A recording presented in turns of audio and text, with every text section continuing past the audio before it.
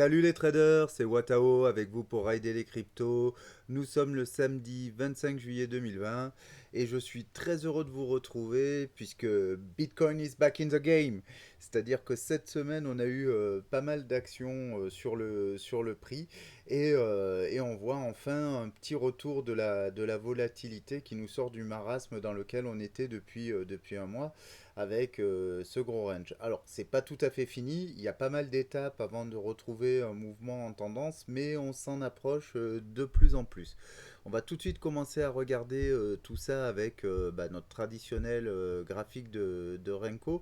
Je vais m'y attarder un poil plus aujourd'hui pour vous dire plusieurs choses. La première, donc vous le savez, on avait vu ici le rebond sur cette résistance des 9100 et on a passé la résistance ici des 9400 et là depuis on grimpe et la prochaine étape sur laquelle il va falloir regarder de près c'est les 9000 les 9700 ici qu'on est en train de tester. Alors quels sont les scénarios par rapport à ça? On va les redessiner. Le premier c'est la continuation, c'est-à-dire on passe au travers et là qu'est-ce qu'on a? Et ben on a des résistances ici qui peuvent nous amener soit à faire ça par exemple, ou continuer pour remonter plus loin, ou alors directement quelque chose comme ça, ou encore si on est sur un scénario baissier, on pourrait aussi avoir quelque chose plutôt de ce type-là, c'est-à-dire on est rejeté, on revient ici, on repart, et on va le prendre en rouge pour bien le distinguer, ou encore on fait vraiment le pullback, le drop qu'on n'a pas fait pour le moment. Alors, vous savez déjà, si vous avez suivi ma vidéo de la semaine dernière, quel est le scénario que je privilégie, puisque la semaine dernière, on avait vu trois scénarios dont un est déjà invalidé, deux baissiers et un haussier. Néanmoins, le scénario haussier prendre la vigueur et on va voir ça tout de suite après avec Ishimoku. On va commencer à voir ça. Avant ça, je voudrais juste revenir sur ces indicateurs complémentaires de momentum que sont le RSI et le stochastique. Pour revenir aussi, d'abord sur le stochastique, hein, on avait dit, voilà, on est dans la zone de surachat, la moyenne bleue croise sur la moyenne rouge, c'était un signe de hausse, et on voit que cet indicateur a parfaitement rempli son rôle, et qu'on est dans la hausse qui subséquente à ce signal-là. Et on voit qu'on a encore de la marge vers le haut avant d'avoir un signal de retournement. Parce que pour cela, il faudrait effectivement qu'on croise à nouveau, que la ligne bleue ici croise sous la rouge. Et donc ça, ce serait le signal de vente et on n'y est pas encore. Donc pour moi, du point de vue stochastique, on a de la marge, on a un peu de mou avant de voir le marché se retourner. Et il me semble que la résistance des 9700 arrive un peu tôt pour induire en tout cas un retournement du marché, même si on peut imaginer que les bears vont profiter de cette résistance pour essayer de pousser vers le bas.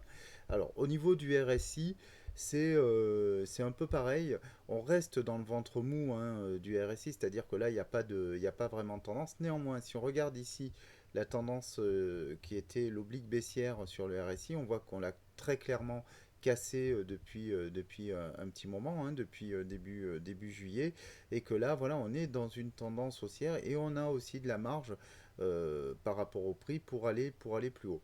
Alors bien sûr, certains vous diront oui, mais ces indicateurs, ils sont pas valables avec les charts Renko parce qu'on ne tient pas compte du temps, parce qu'on a des briques de 100 dollars.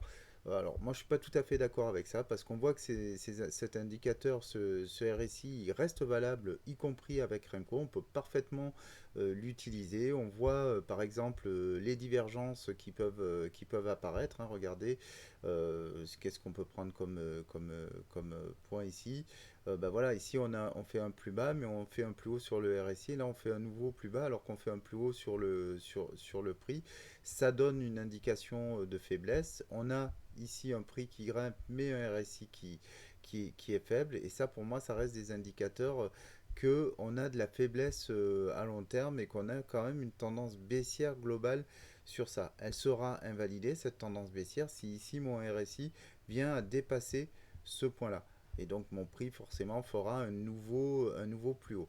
Donc si on passe au-dessus, au-delà de ce fanion, effectivement, au-delà des 10 500, hein, qui sont notre grosse résistance, et ben effectivement, on partira dans un mouvement haussier beaucoup plus durable.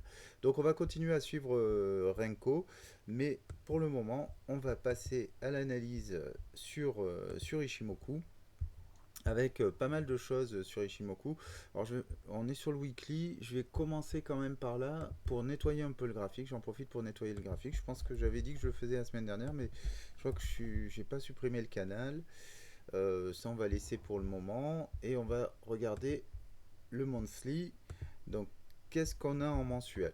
Pas grand changement effectivement depuis la semaine dernière, sinon que notre bougie verte ici mensuelle est un peu plus longue, il nous reste 5 jours avant la clôture, donc on risque fort de terminer le mois en vert. Enfin la plus grosse probabilité c'est qu'on le termine en vert, à moins qu'il y ait un gros drop, évidemment c'est toujours possible avec le Bitcoin, mais en tout cas on part pour faire une bougie verte. Par contre, est-ce qu'on va avoir la force d'aller ici tester les 10 000? Je vous disais tout à l'heure qu'il y avait une résistance à 10 000. Bah oui, oui, oui, il y a une résistance à 10 500 qui est une résistance historique. Mais surtout, il y a cette résistance, cette SSB, ce bas de Kumo à 10 000, hein. Vous voyez ici, on a été rejeté. Là, on avait méché à l'intérieur, on était allé un peu quasiment sur la SSA et puis on a été rejeté. Est-ce qu'on va venir retester là? Et si on reteste, est-ce qu'on va arriver à passer au travers? Ça, j'en doute fort. Je dis pas que c'est impossible d'avoir un mouvement de 1000 $ qui viendrait nous propulser au-dessus du nuage. En tout cas, ce serait extrêmement bullish parce que là, vous voyez aussi qu'on est en train de passer au-dessus de cette oblique baissière long terme.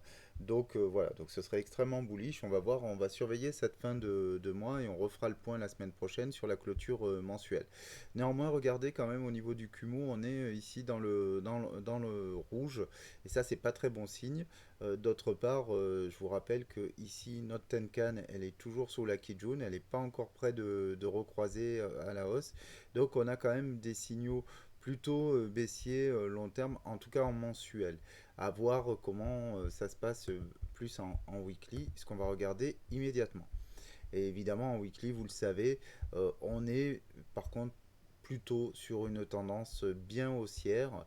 Alors effectivement, depuis début juin, on était passé, on avait clôturé largement, on avait des bougies qui étaient au-dessus du nuage. On a testé cette ESSA tout au long des semaines qui viennent de s'écouler. À chaque fois, on a méché dans le nuage, mais on n'est pas repassé dessous. La crainte que je vous exprimais la semaine dernière, c'est que finalement le Bitcoin soit faible et vienne traverser ici le nuage qui est extrêmement fin. Alors c'est toujours possible, hein, puisque vous voyez, on a encore quelques semaines, mais pour l'instant en tout cas, c'est pas ce que nous montre le Bitcoin avec notre bougie hebdomadaire qui est bien verte, hein.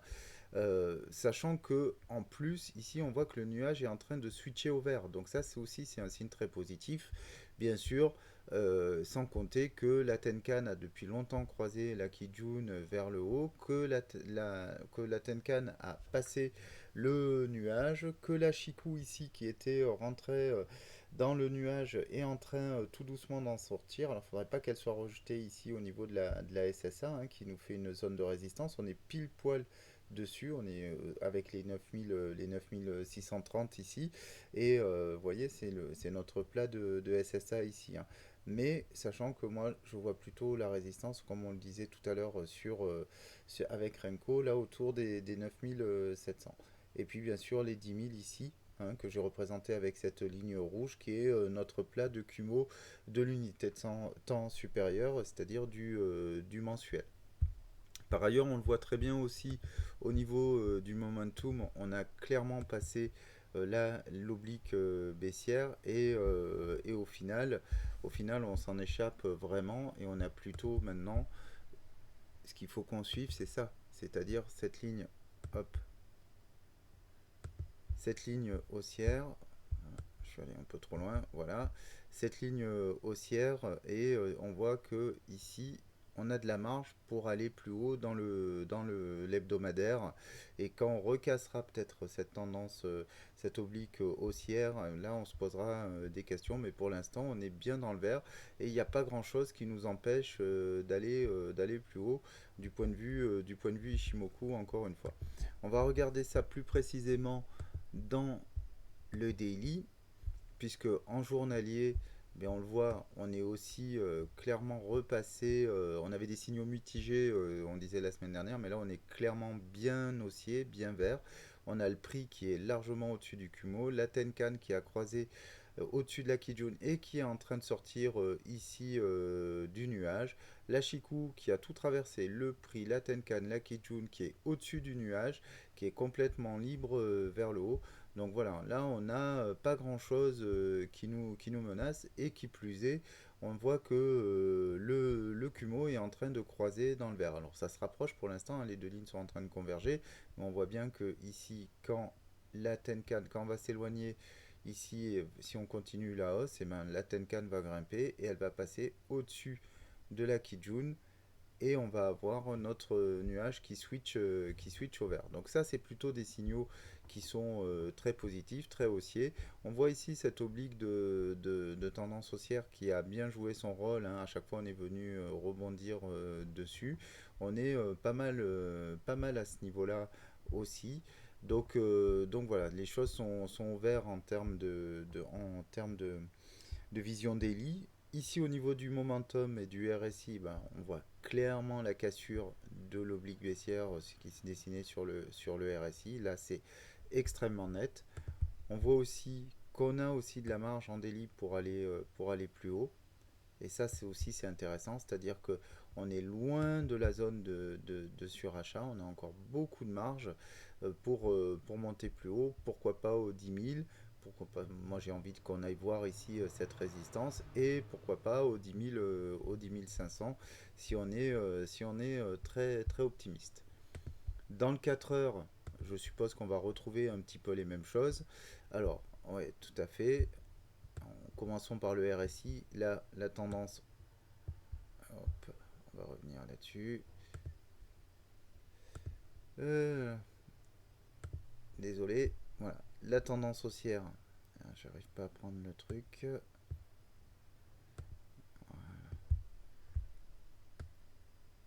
Sur le RSI, donc, la tendance haussière est très bien, très nette ici, très bien dessinée. On voit qu'on a pris, dans le 4 heures, qu'on a pris notre respiration, c'est-à-dire qu'on était en surachat, boum, on vient prendre une respiration et donc on a encore de la marge vers le haut, sachant qu'on peut être très suracheté, hein, le RSI, c'est pas parce qu'on passe dans la zone de surachat que ça va dropper systématiquement, loin de là. Et donc là, on voit qu'on a en fait pas mal de marge pour aller voir plus haut. Évidemment, si je reviens sur Ishimoku, on voit que là, tous les signaux sont au vert, hein. On est très largement au-dessus du Kumo. Kumo qui a bien switché vert à ce niveau-là. La Shiku est complètement libre. Bref, on n'a aucun obstacle vers le haut. Alors, j'ai pas regardé les points pivots. Est-ce qu'il y a quelque chose d'intéressant à voir comme résistance? Ouais, ça a l'air intéressant. Alors, on va rajouter ces niveaux-là. Ah, j'aime pas cette couleur. Hop, voilà. Soit un peu cohérent. Donc, si je regarde les points pivots en daily, donc ici, ok. En 4 heures, donc on est sur notre point pivot, on a démarré sur notre point pivot journalier, on est allé tester la première résistance, on a été rejeté, et puis là, ben, dans les heures qui viennent, j'imagine qu'on va aller retester ça, en tout cas c'est ce qu'on va voir dans les Elliott Wave, qu'on va aller retester ici la résistance 1, et puis pourquoi pas la résistance 2, qui est ici au niveau des 9700, dont on a vu en Renko que pour moi ça constitue un niveau cible de résistance sur lequel il va falloir voir un peu ce qu'on fait. Est-ce qu'on tente un short ou est-ce que on regarde une continuation de la hausse? Ok. Allez, on se regarde un petit peu quand même en hourly, en horaire, ce que ça donne. Donc en horaire, au niveau du momentum, on voit qu'on a toujours de la marge vers le haut. Je vais enlever les points pivots. ça sert pas à grand chose. Voilà. On est très largement haussier, on le voit, le nuage, après avoir très légèrement switché au rouge, est toujours bien dans le vert. La Chikou au-dessus du prix, Tenkan au-dessus de la Kijun, bref, on a que tout ça reste très haussier. Et je me fais plaisir, je regarde juste par curiosité dans le 30 minutes ce que ça me dit. Alors, dans le 30 minutes, on est pareil, on est dans le vert, hein, donc il faudrait pas s'étonner là à ce que ça d'ici la fin de journée qu'on aille pousser le prix plus haut. On a de la marge au niveau du momentum aussi. Donc hop, ouais, ouais. En plus on vient d'un plus bas. On va regarder ça plus précisément dans Elliott Wave, mais pour moi on a de la marge vers le haut. Et donc je ne serais pas étonné que dans les heures qui viennent et d'une manière globale ce week-end, on aille chercher plus haut. Allez, on va regarder ça de manière plus précise avec Elliott Wave. Je sais que c'est ce que vous préférez comme analyse. Juste, je reviens 2 minutes sur la vision globale. Là, je suis en quoi? Ah tiens, je suis en 3 jours. Ouais, j'avais dû regarder un peu en 3 jours, mais bon, c'est très bien, on voit bien. Donc, vous le savez, ici, pour moi, on a fait alors, on est dans une vague impulsive ici en jaune, hein, qui est elle-même le sous-décompte d'une grande impulsive en blanc qu'on voit pas. Donc c'est une vague 3. Et donc cette impulsive en jaune, eh ben, elle part en 1 avec un plus haut que j'ai situé ici au 30 mai dernier à 10 500, 10 427 exactement là. Et puis, moi, j'attends de faire une vague 2, c'est ce que je vous expliquais la semaine dernière. Et j'avais bien deux scénarios baissiers pour aller chercher ce bas de 2 qui pourrait être au 38,2 ou au 50, plus probablement au 50 sur une 2. C'est un niveau de retracement qui est plus logique, 50 et 61,8. Mais on pourrait aussi aller voir effectivement les 61,8, la plus grande probabilité étant autour de ces deux niveaux-là. Et pour moi, on descend en ABC, hein, que j'ai fait figurer ici. Donc ça, c'est le plan global. Et on va voir un petit peu ça dans le détail. Alors si on regarde en daily, ça va rien nous dire de plus, puisque j'ai pas mes sous-décomptes. Il va falloir passer dans le 4 heures pour voir le détail. Alors je sais, il y a beaucoup de choses à ce niveau-là. Alors j'ai fait quand même un peu de nettoyage à ce niveau-là. Alors on va continuer d'ailleurs, je vais supprimer ce triangle baissier puisqu'on l'a clairement complètement percé, donc c'est plus intéressant de garder ça dans la figure, parce qu'en plus dans le chart, parce qu'en plus ça va me gêner pour un certain nombre de choses. Alors simplement, je rappelle ici ce gros bloc rouge, c'est le bloc dans lequel je m'attendais à retrouver ma B. Et ce que je vous disais la semaine dernière, on avait encore deux scénarios baissiers. Le premier qui était de dire, ben, le sommet de la baisse, c'est ici. Et en fait, on va partir en impulsif, donc en 1, 2, 3, 4 et 5 pour aller plus bas. Mais c'était pas mon scénario privilégié parce que je trouvais que ici, le retracement était trop faible et donc le cours nous a donné raison puisque clairement on est en train d'aller chercher une baie un peu plus haute et on va voir tout de suite quels sont les niveaux qu'on peut attendre pour cette baie. Alors cette baie, elle se décompose en 3 et donc en 3 que j'ai mis en WXY, donc ça on l'a déjà vu la semaine dernière avec ici une ABC, ABC et là une 1, 2, 3, 4, 5, ok, qui est en train de se dessiner très clairement. Alors je ne l'avais pas fait figurer la semaine dernière, en fait ça je l'ai ajouté en début de semaine quand on a commencé ici à avoir l'impulsive qui se dessine. Et hop, on va faire ça, voilà. Et donc cette 1, 3, 4, 5, bah, elle est assez parfaite, hein, parce que par exemple ici vous voyez aussi la vague 3 se décompose en 5. 1, 2, 3, 4, pardon, 1, 2, 3, 4 et 5. Et donc ici pour moi on peut éventuellement poser la 4. Alors c'est ça qu'on va vérifier tout de suite, voir le niveau de retracement de la 4, pour voir si elle est cohérente. Alors, hop, il faut, si les membres le laissent faire, voilà. Et on vient toucher pile poil les 38,2. 38,2 qui est un niveau de retracement tout à fait commun pour une 4. C'est un petit, enfin c'est un retracement normal. En général, quand la 2 est importante, le retracement de 2 est important, la 4 est relativement faible. Et la 2, elle était quasiment au 61,8. Donc on est cohérent. Donc on peut bien poser notre bas de 4 ici. Et donc là, il nous reste à faire la 5. Et les objectifs de cette 5, ils vont être les suivants. Déjà, on va regarder quels étaient les objectifs de la 3. La 3, elle nous a fait, elle nous a fait un 300, 300%. Hein. Elle était sur ici. Voilà. On a une belle 3. Et donc, ça veut dire que notre 4, on va la mesurer comme ça. On va partir sur le bas de la 4 pour mesurer la 5. Donc, premier objectif de la 5, les 161,8. C'est-à-dire sur les 9781, ce qui est cohérent avec les résistances dont on parlait, hein, autour des 9700. Et donc, on va juste mettre un petit rectangle rouge ici. Vous savez pourquoi je mets un rectangle rouge, hein, je l'ai déjà expliqué plusieurs fois, mais je mets un rectangle rouge parce que pour moi, ici, ça veut dire que c'est potentiellement une occasion de short. Donc, on a ce premier rectangle rouge qu'on peut mettre là. Évidemment, les autres targets, on va cloner. Voilà.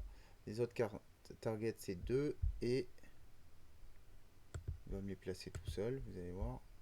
Non, quand même pas. Pas tout. Si j'arrive à le choper, voilà.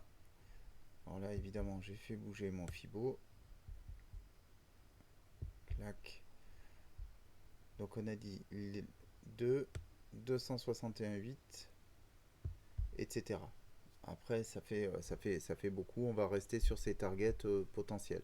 Après, pourquoi je reste sur ces targets-là? Parce qu'après, si on va beaucoup plus haut, on sera peut-être dans un scénario haussier, donc on va aborder après.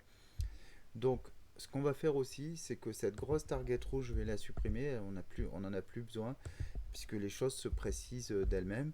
Et ce qu'on veut voir aussi, donc ça, c'est les objectifs de mon impulsive qui correspondent à cette WXY. Donc, on va voir si les objectifs de la WXY sont cohérents avec ceux de l'impulsive, puisque ce qu'on va chercher, c'est une convergence des objectifs de mes différentes figures. Donc là, les objectifs de la Y, ce sont les 100. Donc là, on les a déjà atteints. Est-ce que pour autant, on est en train de dropper? Non. Donc c'est pour ça que je vais aller chercher les objectifs suivants. En objectif suivant, j'ai les 123 et les 161,8 pour les deux prochains objectifs. Et vous voyez, l'objectif des 123, il correspond finalement pas mal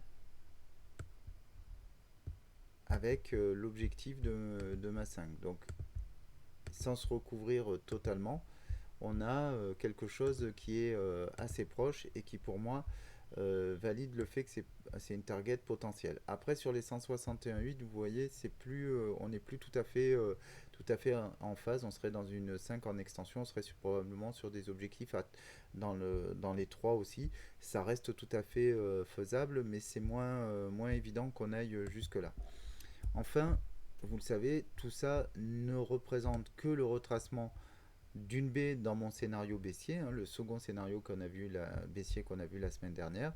Et donc, hop, on va remettre ça, on va le laisser recalculer automatiquement. Ah tiens, c'est bizarre, pourquoi il m'a tout décalé là? Des fois, TradingView, il décale tout, on ne sait pas trop pourquoi. Pourtant, je suis en 4 heures, ça devrait pas... Bon, bref. Donc, ma baie ici, je vais juste vérifier quels sont les objectifs de retracement de ma baie. Est-ce que pour autant on est compatible avec ce qu'on s'était dit? Donc vous voyez ici l'objectif de retracement de la baie 61,8, on est pile poil dessus.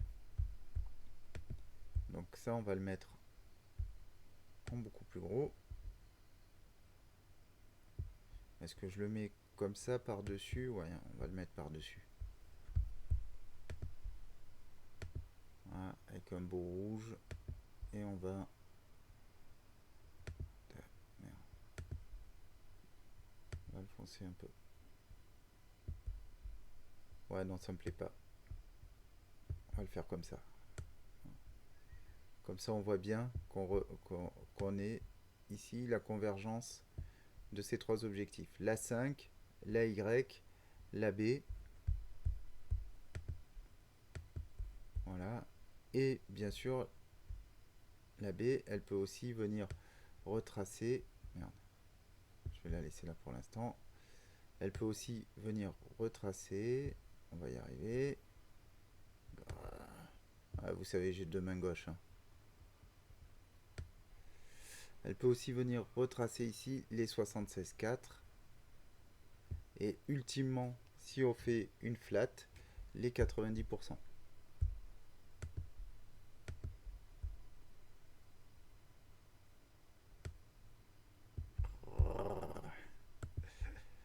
Les mains gauches. Voilà. Ok. Donc ça, c'est les trois objectifs possibles pour ma vague B.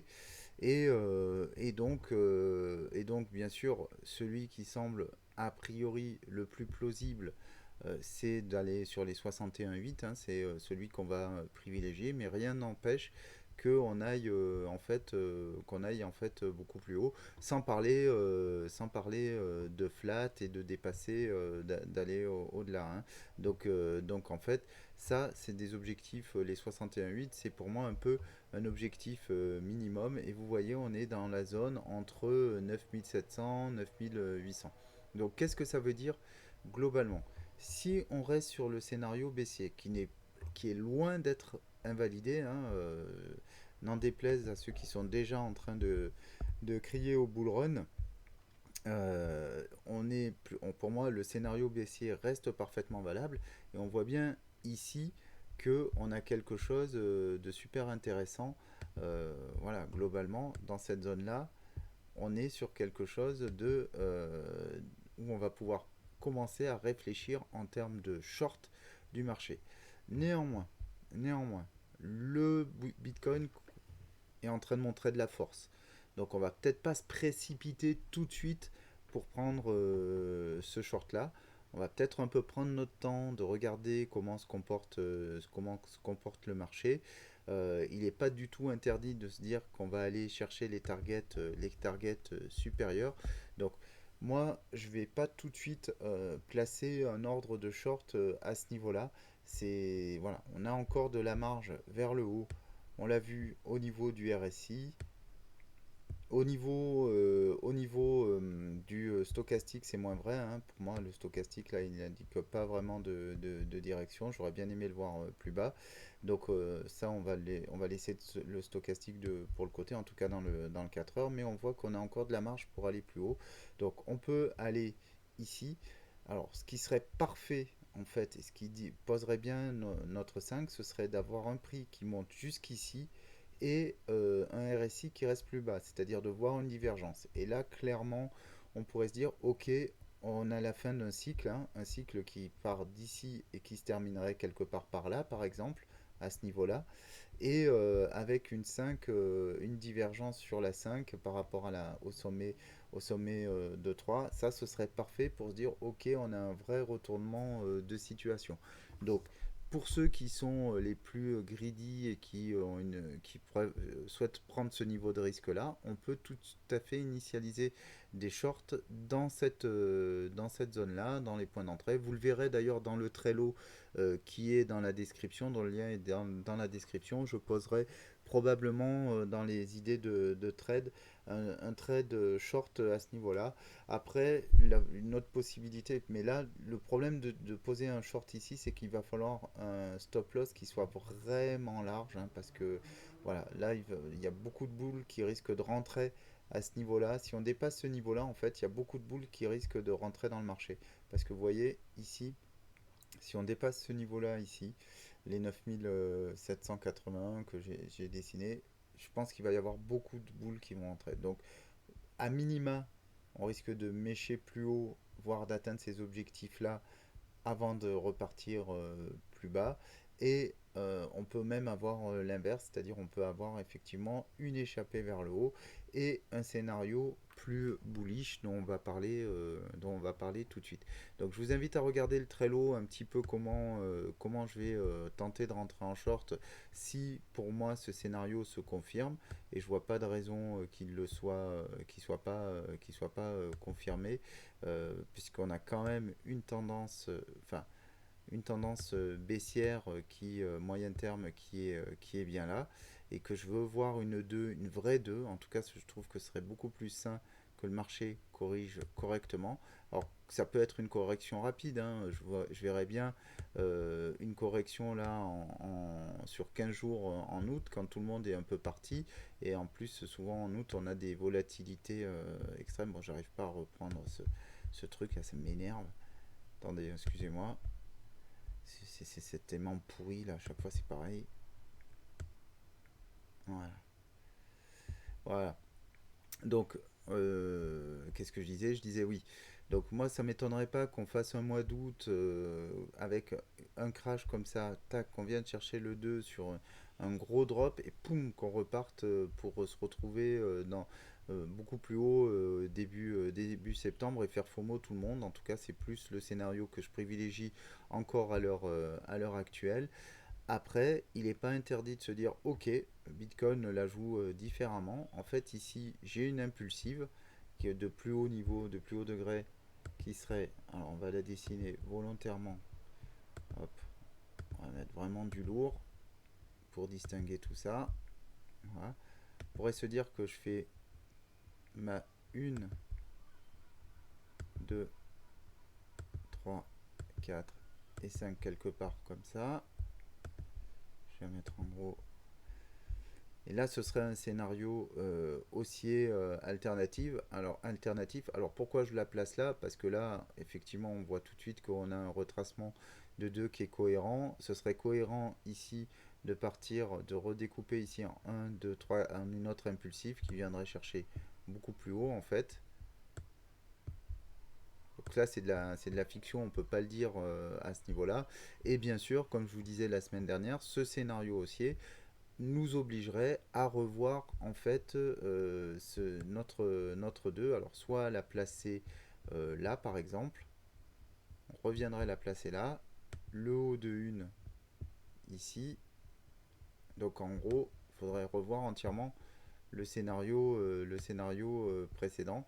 Et d'ailleurs, au départ, on était sur ici, on avait posé notre 1 là.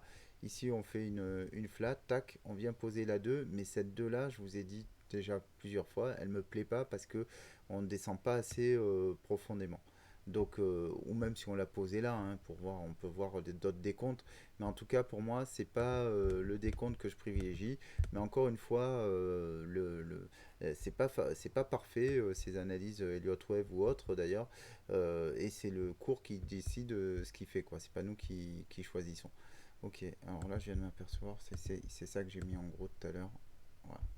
Donc là je suis revenu, donc ça c'est le deuxième scénario haussier. Alors comment ça peut se passer sur ce scénario là? Bah, pour ceux qui veulent le trader, ça va pas se passer très différemment finalement du scénario baissier à ce niveau-là. C'est-à-dire que ma vague 1 ici, alors pardon, 1, 2, 3. Ma vague 3 ici haussière, elle va se décomposer elle-même en sous-vague. Donc, elle va se décomposer en 1, 2, 3, 4, 5. Et donc, 1, on va faire ça, 2, 3, 4 et 5. On va changer de couleur pour pas tout confondre. Voilà. Donc, si on est dans un scénario haussier, qu'on fait ça, ma 1 se décompose en 1, 2, 3, 4, 5, donc mes objectifs là ne changent pas. Par contre, c'est cette 2 là qui va changer. Donc on va regarder le retracement et on va dire on va avoir un retracement au moins là, 50%, ce qui est un retracement normal pour une 2. Et après, on va chercher la 3. Et la 3, je sais pas combien je suis là, je suis peut-être dans les 168. Regardez ça. Fibonacci d'extension. Hop. Je viens sur ma 2 potentielle. Vous voyez, je vais passer, à force de le faire, quasiment au 168. Donc, qui arrive sur les 10 500, hein.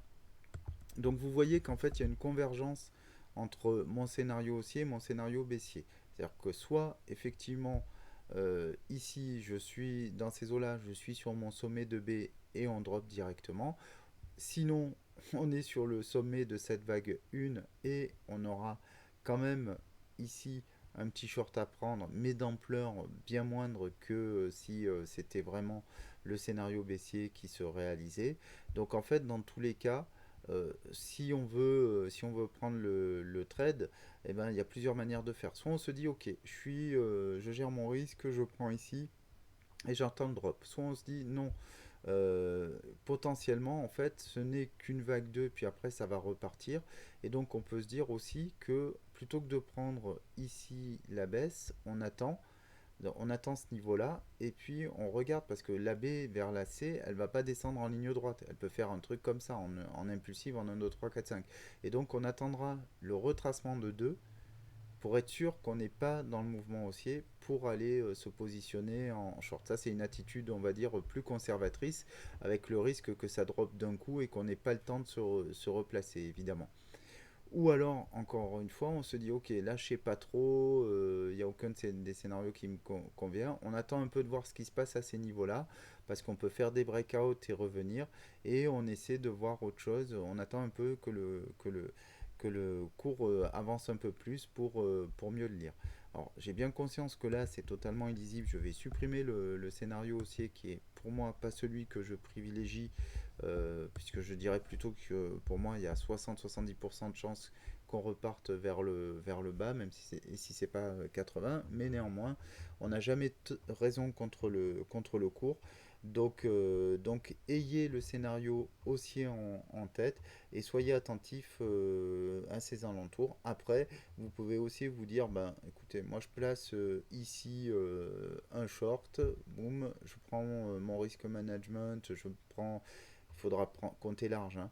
Vous dites, je prends 2, enfin 2-3%, c'est pas large, ce serait 6% qui serait large. Mais disons que soit vous vous dites, je prends 2%, ça casse, je reviens placer mon short ici et vous chassez votre short, ce qui est une mauvaise, c'est pas vraiment mauvais, mais c'est pas top parce que vous allez à chaque fois perdre perdre la marge que vous avez prise sur votre stop loss, donc c'est pas top. Ou alors vous découpez votre entrée en plusieurs paquets, c'est-à-dire que ici vous prenez, mettons, 20% ou 25%. Ici vous vous dites, ok, c'est la target la plus réaliste, je mets 50% et encore 25% là.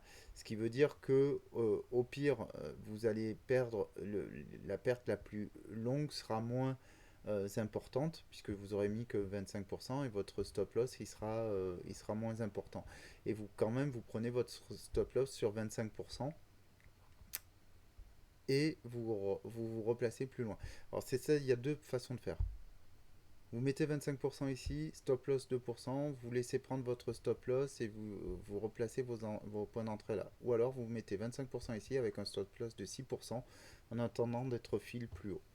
C'est toujours délicat. Je ne sais pas quelle est la meilleure technique. Je ne suis pas le meilleur exécutant en trading. C'est pour ça que je dis toujours, je suis un trader presque rentable, hein, et que pour l'instant, c'est pas vraiment, je suis pas du tout content de ma rentabilité en trading.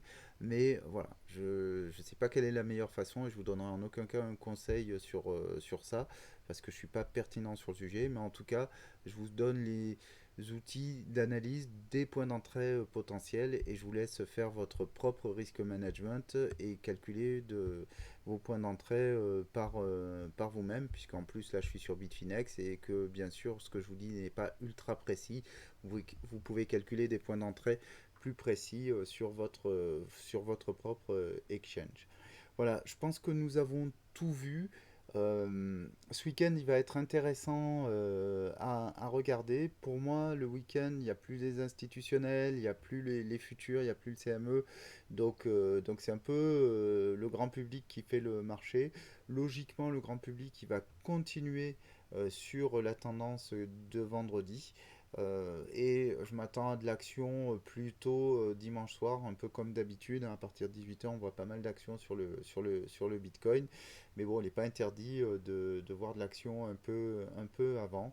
Dans tous les cas, soyez prudents dans votre trading.